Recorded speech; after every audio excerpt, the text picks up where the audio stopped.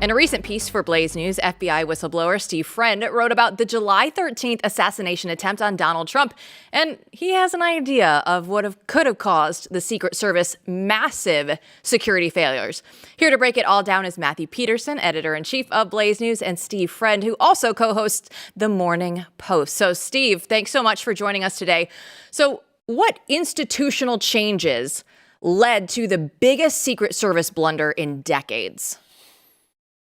Well, among many, I would attribute a large share of it to the 30 by 30 initiative that is taking and infecting law enforcement around the country by storm. And this is an initiative to get 30% female participation in law enforcement actually into leadership by the year 2030. And what we've had is the Department of Justice and Department of Homeland Security sign on to that initiative. And the problem is anytime that you prioritize immutable characteristics like the race of the person or the genitalia wagging between their legs over the quality of the candidate, by definition, your product will suffer. And we saw no greater failures there than on July 13th when you had a couple of members of the protection detail who couldn't even holster their firearms there. So led me to go down a rabbit trail and look more into the 30 by 30 initiative, which I'd only seen some bared bones details of. And what I saw was pretty stark and concerning for me. Steve, it sounds like what you're describing, I mean, this is a much larger problem. I mean, this is a national problem. That's what you're saying, right? That is affecting law enforcement throughout the nation. It absolutely is. And even if you're not willing to sign on to it, the Biden-Harris DOJ will go after you for it. We recently saw that the DOJ is going after the city of South Bend, Indiana's police department for not essentially complying with this. So my question is, was Mayor Pete aware of it? Because apparently they're not going by the rubric of following that we have to have physical fitness tests that don't actually test your physical fitness. We have to have job knowledge tests that don't actually test your knowledge of the job, because apparently by the 30 by 30 initiative, those are discriminatory against females and minority candidates. And then there's also the cultural aspect to it, where the 30 by 30 initiative says things like you're homophobic or white culture when you're having qualities like valuing adherence to English common law or politeness or having a rigid time schedule, all things that are really paramount for a proper and effective law enforcement agency. Well, we know that crime is all over the country right now, and Donald Trump was actually fact-checked for saying that crime is much worse than what the government admits. And there was a recent piece on Blaze News that revealed that the government actually changed, the FBI changed its crime statistics from 2022.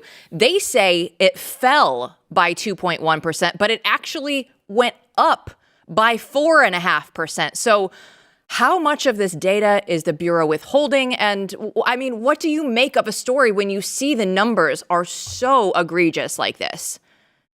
There's lies, damn lies, and FBI crime statistics at this point because they use them one way or another to their best political advantage. They're not a law enforcement agency anymore. They're a secret police force, and they're a politicized, weaponized agency. So as it comes to this, they aggregate, by statute, they're supposed to aggregate all the crime stats around the country so they can present them to the American people. But 30 to 31% of police departments around the country were not reporting to the FBI, and that included departments from Baltimore, Chicago, Los Angeles, New York, these hotbeds of high crime rates. And the FBI was just sort of putting its finger in the air and guessing what it projected were those rates because they were politically convenient. Now, the local municipalities, the mayors, those police chiefs, they benefited by not reporting it because they aren't held accountable because crime is through the roof.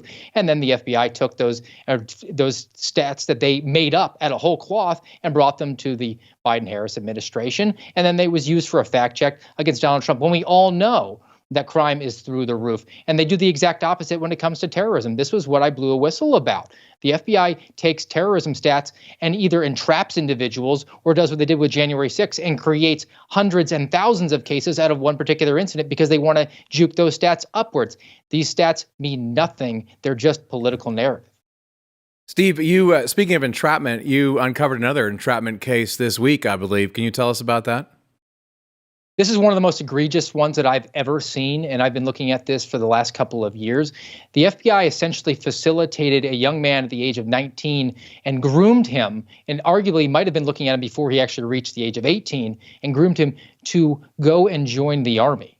Now, my question then is, did they withhold the fact that they were assessing him before he went through that? Or did they actually collude with the DOD to get him into the Army ranks so that they could, across 6 fiscal years, keep an ISIS case open on him and then eventually entrap him and arrest him for providing material support to terrorism? And the issue here that really struck me was he was looking at ISIS at the age of 19 in 2019 because he's a young man. He doesn't know that ISIS was after the Trump administration put a kibosh on that in early 2017. So that to me indicates that he is actually a vulnerable person. And instead of sending somebody out to him and actually poking him and saying, hey, look, you're headed down a dark path. They're a mandatory first reporter. If he's emotionally disturbed, they have to bring that forward. But just say, look, I'm a consequence of that. But they didn't do that. The FBI now views American people as a target, as an opportunity. And they facilitated him joining the military so that they could then bring these charges against him. And never for a second thinking that, well, this guy's going to have access to live ammunition. He's going to be on a firing line during boot camp and during extensive other training. Maybe he's going to shoot another American soldier because he's just not with it. This is egregious, and it's just another example, very much like the way that they facilitated that arrival of that Pakistani across the border and let him operate within the interior. This trend is growing and it's getting out of control. It's putting innocent people at risk. Well, Steve, that's my next question for you, because you uncover this case. You mentioned the Iranian that they brought across the border. How widespread are these entrapment cases, if not currently with the FBI, but you say it's going to be growing? How worried should Americans be about these cases?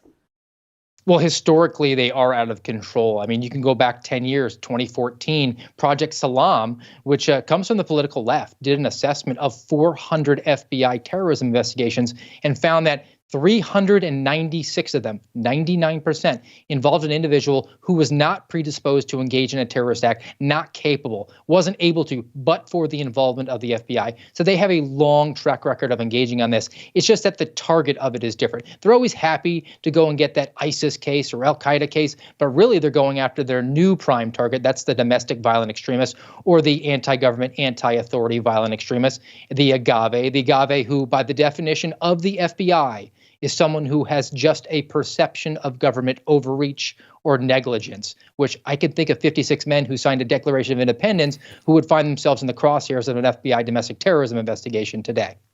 Steve, we're going to break it down a little bit later in the show, but I have to get your take on the Bret Baier interview with Kamala Harris last night while we have you here.